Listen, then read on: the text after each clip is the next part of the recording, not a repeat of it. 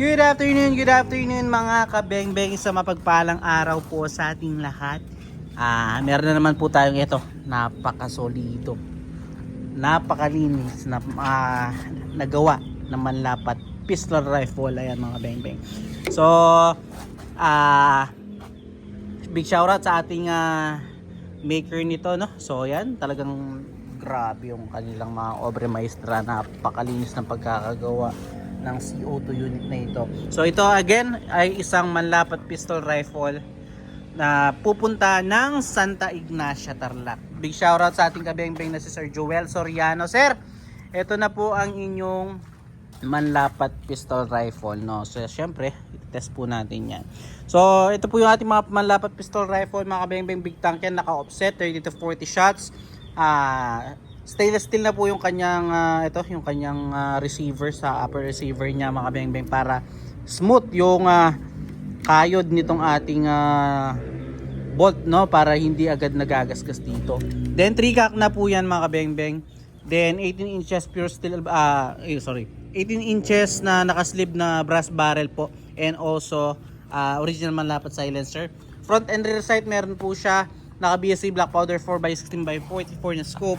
Gagamitin natin pellets mga kabengbeng, mature pellets, undersized and sorted straight from the box ng mga bala. So ayun po yung ating steel plate, no? So doon tayo mag-grouping test. So ito, subukan na po natin mga kabengbeng. Gagamitin natin pellets, mature pellets po.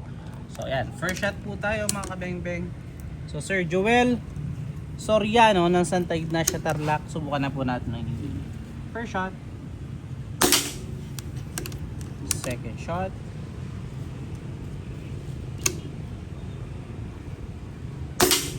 Grabe, kaganda tumama sir. Pangatlo.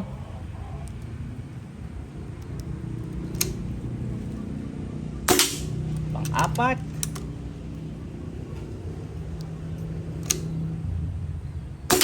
Grabe sir, oh.